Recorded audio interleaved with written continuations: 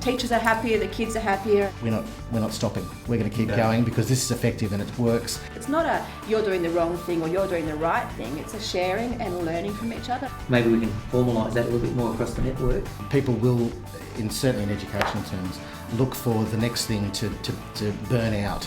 And part of our job is to make sure that that is embedded, that this is the culture. It's not going away. So if you're really dead set against it, you can either bend or break. One way or other, you're either going to come with us or you're going to find something else to do.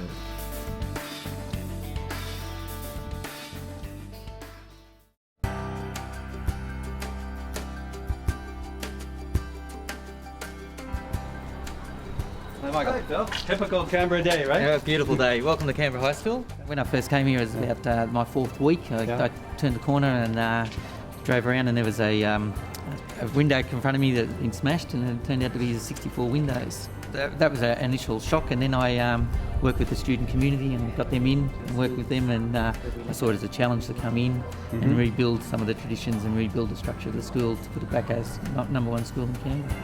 Just shortly after that, I was lucky enough to be awarded a grant through the federal government and the ACT government, which looked at our facilities as part of an upgrade of the whole school.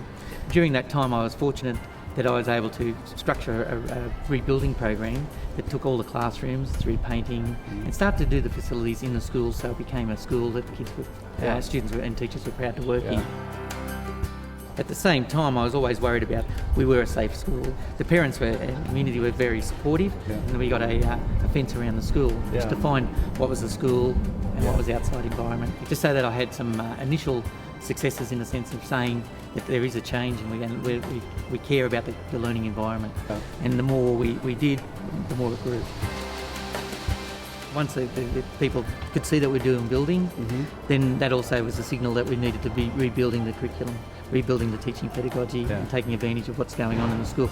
In 2008 we started with coming back to what is the curriculum we're teaching, and at that time we had a framework called Every Chance to Learn and rewrote our curriculum under that umbrella. But it also gave us that discussion about what are we doing in our curriculum, why are we doing that. Initially that took a bit of time. One, I had to build the trust of the staff that I knew why we were going there, and it wasn't just another job. It was about reinventing ourselves. We wanted principals to start using their resources to have people in classrooms alongside teachers talking about the strategies they were going to use. As you know, the history of the teaching profession is behind the classroom door, this is my domain. And it's a kind of a dilemma because teachers say we want feedback, but then we don't want interference. When quality teaching we started talking about it, teachers are like, whoa, hang on a sec. To try and address the change fatigue, there's so much change in schools, we implemented quality teaching observations quite slowly. So people were opening their doors and being happy to share and celebrating their achievements and have an idea about how I could do things differently. So it wasn't that you were doing it wrong. It's, have you tried this? Can you try that? Or wow, that's really cool. I'm going to try that in my classroom. And I've learned so much from other people. We also were starting to share between the faculties of expertise, and that people were feeling empowered to try. And that sort of reinforced our program of professional learning that we're looking at the school. And then also it was looking at our differentiation in the curriculum. There's a visual one, a verbal one, a logical one, and a naturalist one, because that's going to help you a little bit later with the theory side of things. Along all the stations around the room at the moment, there are all these rocks. And what you're going to do in a little while is identify which rocks are there and predict which rocks are going to be the ones that are formed before or after metamorphism. Show me what your work is and I'll just check that you're on the right track. But you guys can have a little bit of a look on the back of the sheet, okay, if you get stuck. Do you think luck can play a part in whether you achieve a dream or not? What do you think, Jane? Well, it also depends on whether you think luck's real or not, but if it is, definitely. A lot of them are very, very good at answering questions in maths and science and history that have that factual background. But there really is no definitive correct answers in philosophy.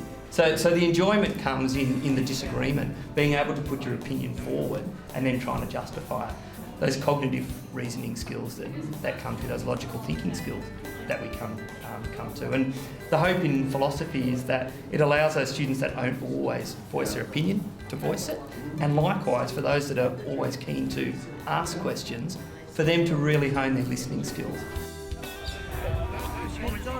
Today they're just having a look at the type of equipment that was used in medieval times, try it on and feel the weight, Yeah. And it just gives us an opportunity to provide that opportunity, real life experience, Yeah. and just add to what they're doing. So it's all about the teachers being involved, and it gives us opportunity just to keep expanding their horizons and their information. No horses there, right? No horses, no. And when Rhino's pulling it back, just shovel a few out. See, because you can see how it's going up just a little bit there. Yeah. So really kind of work that edge of the screed in. A lot of kids learn by using their hands, and that's the sort of philosophy we use. They've used maths to work out how much volumes and that sort of thing, using Pythagoras to work out, make sure the slab's square. So it's been good, and it's maths that they can sort of relate to everyday use. So we built the gardens last year, the vegetable gardens. Yeah. So we're getting the water tank. We're tapping into that downpipe, using our own water to grow vegetables for the kitchen. So. I'm actually involved in rugby league, so I'm the national secretary. Oh wow! And so I use the sport as a general thing to keep challenging people. This program is called the Elite Sports Program, ESP. Students who want to be involved get coaches in from outside in the community. They have certain restrictions that they must be keeping up with their academic studies. Over the 2 years that we've done it, it's grown to 100 students. The feedback we get from parents is that it's very positive because they're getting an outlet for their interest. Yep. The school's supporting them in that interest and support them in where they want to go. I'll take you to a class which is called LEAD, where the Year 10 students look after the Year 7 students and run small classes for them. Yeah. And as a group, they then talk about what's going to work and what they need. They feel the Year 7 students need, and these students drive it. Yeah. And they respond to what Year 7s are saying to them and how they feel, and then they look at directions they can take it. What didn't work so well, and what are you thinking as an alternative for the next time? I think they were a bit bored with some games, like it wasn't quite energetic enough, so we were thinking like a chain tag game to get them really into it. It didn't really get them to move around much, so they got bored. As like Year 7s, they still have like a lot of energy. So now you know what it's like to be a teacher. A bit.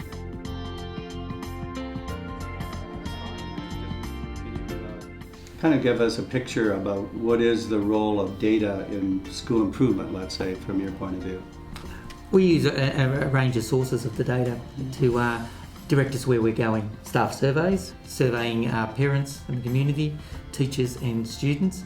NAPLAN data itself, all faculties and all teachers have access to that, and they're able to download their classes. It allows us to make sure that we have the right kids in the right levels. We can then use information to identify the areas that they need some extra help in, so that we can buy resources, put the right teachers on them and things like that. So the database is amazing for just pinpoint stuff. Yeah, absolutely, Not only informs our students' performance, but also to a certain extent informs about what we're teaching and how we're teaching, whether there are gaps in our teaching. What is it that we're not covering, or what is it that we're not doing, or what is it we can do better?